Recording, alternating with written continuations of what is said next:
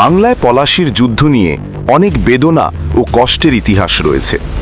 বাংলার শেষ স্বাধীন নবাব সিরাজউদ্দৌলা পলাশীর ময়দানে ইংরেজদের বিরুদ্ধে এক বড় যুদ্ধ করেছিলেন। তারই নিজের রক্তের মানুষরা তার বিরুদ্ধে চলে গিয়েছিল। তার নিজের খালা, সেনাপতি এবং তার ভাইও এই যুদ্ধে জড়িত ছিলেন। কিন্তু আমরা যতই পাপ করি না কেন, কোথাও না কোথাও তার শাস্তি থাকে। সিরাজউদ্দৌলা ছিলেন একজন দৃঢ়চেতা নেতা। তার মনে অনেক ভয়ও ছিল, আবার মানুষের ওপর অনেক বিশ্বাসও ছিল। আসসালামু আলাইকুম ওয়ারাহমাতুল্লাহি ওয়াবারাকাতুহু। বন্ধুরা, আমি আকরাম রয়েছি আপনাদের সঙ্গে। আজকের ভিডিওতে আমি আপনাদের বলবো পলাশীর যুদ্ধের সৈনিকদের শাস্তি কি ছিল এবং কেন তারা তাদের ওপর বিশ্বাস রেখেছিল। তাই ভিডিওটি লাইক করতে ভুলবেন না, আর যদি চ্যানেলটিতে নতুন হয়ে থাকেন তাহলে অবশ্যই চ্যানেলটি সাবস্ক্রাইব করবেন। আলীবর্দী খান ছিলেন বাংলার নবাব। আলীবর্দী খানের 3টি কন্যা ছিল, ঘোষেটি বেগম, মুনিরা বেগম ও আমিনা বেগম। আলীবর্দী খানের কোনো ছেলে সন্তান ছিল না, তাই তিনি তার কনিষ্ঠ কন্যা আমিনা বেগমের ছেলেকেই তার উত্তরাধিকারী ঘোষণা করেন। তিনিই ছিলেন বাংলার শেষ স্বাধীন নবাব সিরাজউদ্দৌলা। ঘোষেটি বেগম ছিলেন নিঃসন্তান। ঘোষেটি বেগম চাইতেন যে তার পিতা আলীবর্দী খান তার দত্তক পুত্রকে রাজ্যের শাসক ঘোষণা করুক, কিন্তু আলীবর্দী খানের সিরাজউদ্দৌলার প্রতি ভালোবাসা ছিল একটু বেশি। ফলস্বরূপ সিরাজউদ্দৌলা নবাব হন এবং ঘোষেটি বেগম হন ষড়যন্ত্রকারী, আর সিরাজ হন এক হতভাগ্য শাসক। আলীবর্দী খানের প্রধান সেনাপতি ছিলেন মীর জাফর। সম্রাট হুমায়ুনের মৃত্যুর পর তার প্রধান সেনাপতি বৈরম খাঁ যেমন আকবরের দেখাশোনা করেছিলেন নিজের ছেলের মতো, তেমনি আলীবর্দী খান চেয়েছিলেন তার মৃত্যুর পর তার প্রধান সেনাপতি মীর জাফর সিরাজউদ্দৌলার প্রথম পদপ্রদর্শক হবেন। কিন্তু মীর জাফর ছিলেন ধূর্ত, কূট ও চালাক। আলীবর্দী খানের পর তিনি হতে চেয়েছিলেন বাংলার নবাব। ফলে সিরাজউদ্দৌলাকে সিংহাসনে দেখে তার মনে ধীরে ধীরে ষড়যন্ত্র তৈরি হতে থাকে।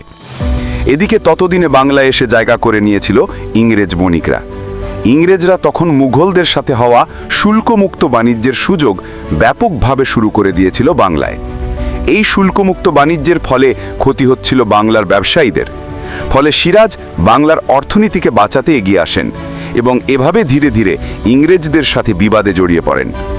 ততদিনে ইংরেজদের নেতা রবার্ট ক্লাইভও বুঝে গিয়েছিল যে বাংলায় যতদিন সিরাজউদ্দৌলা আছে ততদিন তারা বাংলায় স্বাধীনভাবে ব্যবসা করতে পারবে না। তাই রবার্ট ক্লাইভ খুঁজে বের করলেন সিরাজের শত্রুদের, কারণ শত্রুর শত্রুই বন্ধু। মোহাম্মদ বেগ, যে কিনা সিরাজের পালিত ভাই ছিল, সে মাত্র 20,000 টাকার লোভে সিরাজের বিপক্ষে প্রথম ছুরি চালিয়েছিল। এইভাবে আরও বেশ কিছু ষড়যন্ত্রকারীদের মাথা এক জায়গায় চলে আসে। সিরাজউদ্দৌলা সিংহাসনে বসার মাত্র 1 বছরের মধ্যেই এই ষড়যন্ত্রকারীরা একটি চুক্তিনামা সই করে। চুক্তিনামায় উল্লেখ করা হয় সিরাজকে হত্যা করে সিংহাসন দখল করা হবে। যুদ্ধের মাধ্যমে সে যুদ্ধে ইংরেজদের বিরুদ্ধে মীর জাফর কোনো যুদ্ধ করবে না। সিরাজের মৃত্যুর পর বাংলার নবাব হবে মীর জাফর এবং সেনাপতির পদ দেওয়া হবে রায়দুল্লভকে। জগৎ শেঠ পাবে অনেক টাকা এবং উমিচাঁদকে দেওয়া হবে 3 লক্ষ টাকা। অন্যান্য যারা ছিল যেমন ইয়ার লতিফ খান, নন্দকুমার, তাদের দেওয়া হবে অন্যান্য সুবিধা। আর রবার্ট ক্লাইভ পাবে একটি গ্রামের জমিদারি সহ রাজকোষের কোটি কোটি টাকা।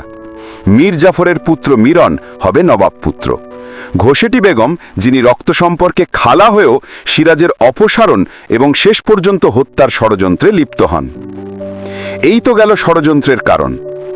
এদের পরিকল্পনা সফল হয়েছিল, কিন্তু তারা তাদের জঘন্য অপরাধের শাস্তিও পেয়েছিল। মীর জাফর যখন সিরাজউদ্দৌলার সেনাপতি ছিলেন তখন তার বয়স হয়েছিল প্রায় 80 বছর। সিরাজের হত্যার পর ইংরেজরা তাকে সিংহাসনে বসায়, তবে তা ছিল অধীনস্থ কর্মচারীর মতো।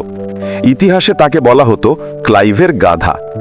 4 বছর নবাব পদে রাখা হয়েছিল, আবার দুর্নীতির জন্য 2 বছর পরে তাকে বহিষ্কার করা হয়। তার জামাতা মীর কাসিমকে 2 বছরের জন্য নবাব পদে দায়িত্ব দেওয়া হয়েছিল, কিন্তু মীর কাসিমের স্বাধীনতাকামী আচরণের জন্য 2 বছর সিংহাসনে রাখার পর তাকে বহিষ্কার করে দেওয়া হয়। আবার মীর জাফরকে সিংহাসনে বসানো হয়, 2 বছর পর তাকে আবার বহিষ্কার করে দেওয়া হয় এবং সরাসরি ইংরেজ সরকার ক্ষমতা দখল করে নেয়। মীর জাফরের পতন হয়েছিল খুবই মর্মান্তিক ও করুণ অবস্থায়। কুষ্ঠরোগে আক্রান্ত হন মির্জাফর। তার শরীরে অসংখ্য ঘা হয়, পোড়া হয়ে দূষিত রক্ত ও পুজের জন্য ভয়ঙ্কর গন্ধ বের হতে থাকে। এই অবস্থায় পরিবারের লোকেরা তাকে লোকালয়হীন অবস্থায় জঙ্গলের মধ্যে রেখে আসে। রাজা নন্দকুমার তাকে কিরিটেশ্বরী দেবীর পাচনের জল ঔষধ হিসেবে খাওয়ানোর ব্যবস্থা করে। এইভাবে শেষ পর্যন্ত যে ধর্মের সাথে বিশ্বাসঘাতকতা করেছিল সে নিজেও ধর্মের হাতেই শাস্তি পায়। বাংলাদেশ, ভারত, পাকিস্তান সহ এই এলাকার মানুষ বেঈমান বলতে মির্জাফর শব্দটি যুগ যুগ ধরে ব্যবহার করে আসছে। মির্জাফরের পুত্র মিরন সিরাজউদ্দৌলাকে হত্যার কাজে শুরু করার পূর্বেও বহু অপকর্মের নায়ক ছিল। ইতিহাসবিদরা বলেন সিরাজকে হত্যার অপরাধে বজ্রাঘাতে সে মৃত্যুবরণ করেছিল। আবার কেউ কেউ বলেন জনৈক এক ইংরেজ সেনাপতি তার বাড়িতে ঢুকে তাকে গুলি করে হত্যা করে। সিরাজউদ্দৌলার খালা ঘোষেটি বেগম, যিনি রক্ত সম্পর্কে খালা হয়েও ষড়যন্ত্রকারী ছিলেন, তাকে মীর জাফরের পুত্র মিরন বুড়িগঙ্গা নদীতে নৌকা ডুবিয়ে হত্যা করেছিল। মোহাম্মদী বেগ, যে ছিল সিরাজের সৎ ভাই, সিরাজের মা বাবা সিরাজের জন্মের আগে তাকে রাস্তা থেকে কুড়িয়ে এনে লালন পালন করেছিলেন। তার বিয়েতে মুর্শিদাবাদ রাজপ্রাসাদে ধুমধামের সঙ্গে ব্যাপক আয়োজন হয়েছিল।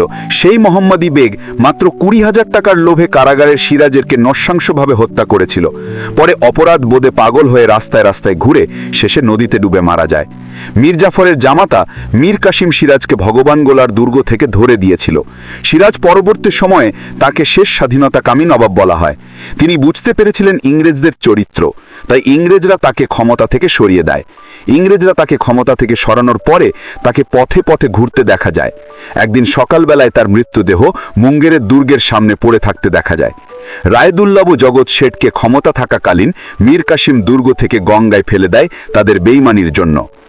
রাজা রাজবল্লভকে গঙ্গায় বালির বস্তা বেঁধে নদীতে ফেলে দেওয়া হয়। ওই অবস্থাতেই সে মৃত্যুবরণ করে। ইয়ার লতিফ খান নিখোঁজ হয়ে যায়। উমিচাঁদ 3 লক্ষ টাকা না পাওয়ার শোকেই পাগল হয়ে যায়, পরে কুষ্ঠরোগে আক্রান্ত হয়ে মারা যায়। রবার্ট ক্লাইভ যখন চাকরি নিয়ে ভারতে আসে তখন তার বেতন ছিল মাসিক মাত্র 80 পাউন্ড।